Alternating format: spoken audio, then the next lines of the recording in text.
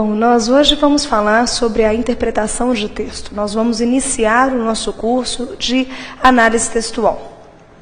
Quando se fala em interpretação de texto em si, para uma prova, a gente fala no ato da leitura. Porque, na verdade, os textos estão no mundo. Nós interpretamos texto o tempo todo. Num diálogo, nós interpretamos um texto. Quando se fala na leitura, aí nós temos que ter alguns critérios específicos. Então, a gente precisa primeiro pensar que a interpretação de texto não se reduz simplesmente ao ato do ler em si. A pessoa pensa, eu vou ler um texto, eu vou ler 2 vezes, eu vou ler 3 vezes, quantas vezes for necessário para eu entender. Não é isso que vai fazer de você um bom leitor.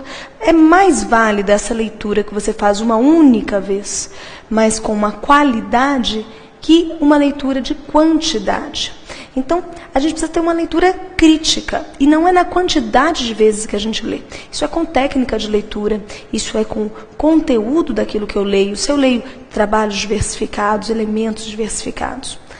E mais que isso, o leitor crítico não é aquele que fala aquilo que ele pensou do texto, porque existe muito esse pensamento. O que eu entendi do texto, isso para uma prova não é nem um pouco relevante.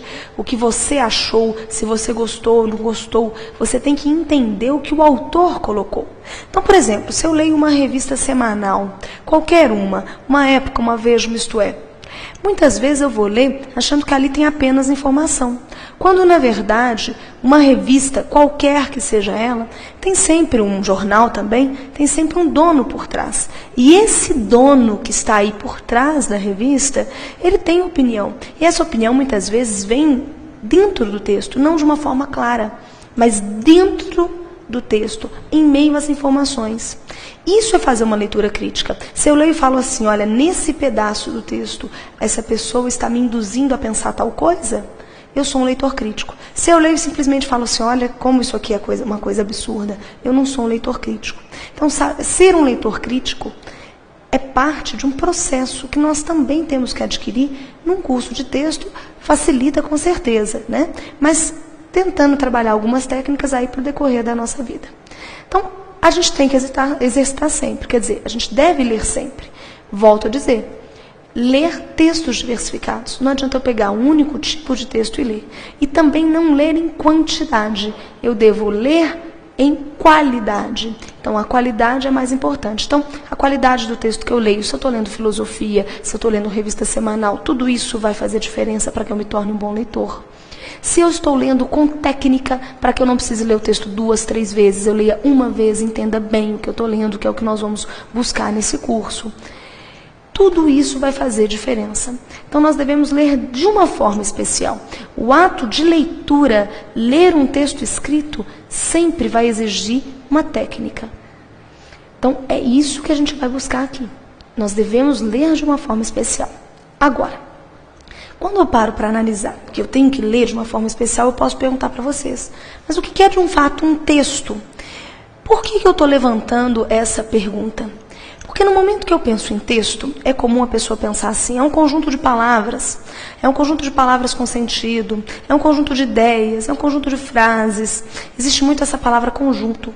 Mas aí a gente se pergunta, será que uma única palavra não pode ser um texto? E mais, será que uma roupa, um gesto, será que no mundo isso não é um texto? Então a primeira coisa que a gente precisa pensar, saber, é que o texto é uma manifestação da língua. Uma manifestação linguística, mas também visual. Ele pode ser visual e que produz um sentido para quem ouve. Então, o texto, ele é uma manifestação que mostra o sentido, que dá sentido entre quem fala e quem ouve. Num texto escrito, entre quem escreve e quem interpreta o texto. O que interpreta o texto tem que tentar entender os elementos deixados pelo autor. Agora, isso não precisa ser feito com palavras. Uma imagem é um texto. Isso é importante. Por quê? Porque muitas instituições hoje associam texto visual e texto escrito. Isso acontece com várias instituições acadêmicas, como a gente tem, por exemplo, no CESP, que pertence à Universidade de Brasília, Fundeb, que pertence à Universidade Federal de Minas Gerais, e instituições como o Sesgran Rio, por exemplo, que sempre trabalham essa associação do texto escrito ao texto visual. Então, a primeira coisa que a gente precisa, quando vai para um curso de texto, é ampliar a nossa visão. Os textos feitos com palavras, que se reúnem em frases, que se reúnem em parágrafos, sim, eles existem e ainda predominam.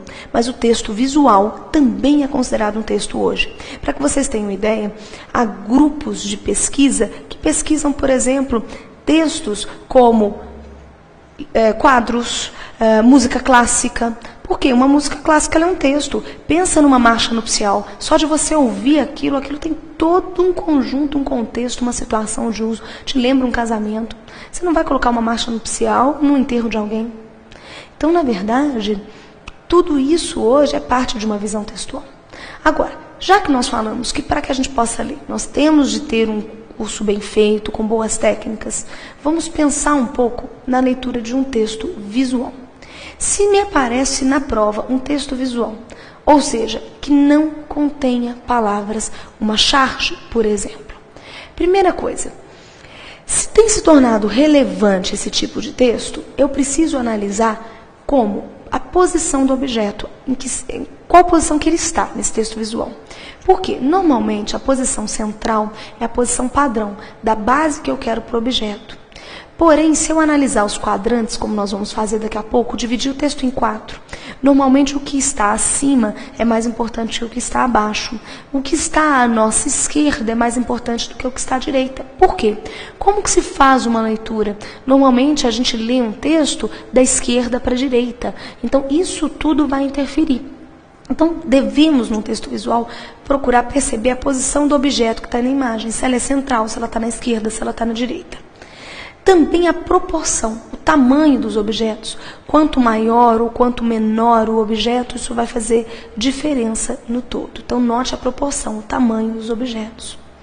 Perceba também a iluminação que vai aparecer ao redor. Se a gente pensa nas publicidades hoje, até a cor, a entonação, se é um vermelho, se é um azul, vai ter um efeito diferente. Na prova, nós teremos o preto e branco.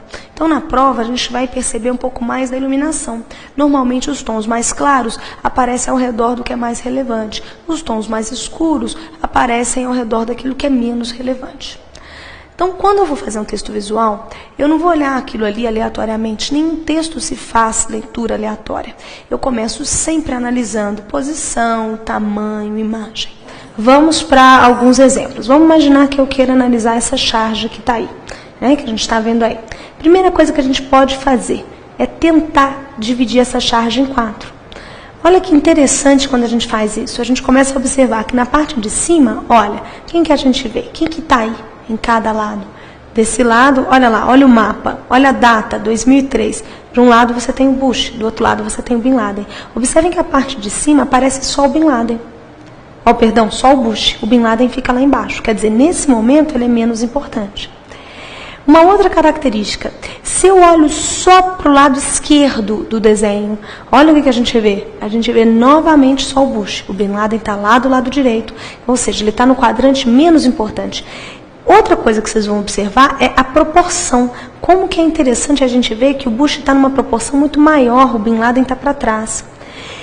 Se a gente pega em contexto, é muito importante sempre a gente analisar o contexto. 2003 é o momento que os Estados Unidos invadiram o Iraque. O que a gente vai acabar percebendo nesse contexto?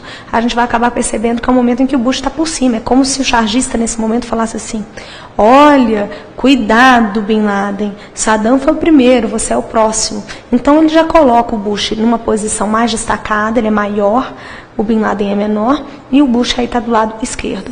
Se a gente olha só para a parte central, que é a outra característica que a gente tem aí, o que a gente vai ver? O dedo dele riste, esse dedo apontado, né, o dedo em riste, com essa arma aí, né, indicando a posição que o Bin Laden tem que ficar. Quer dizer, essa figura ameaçadora, se eu olho para a parte central.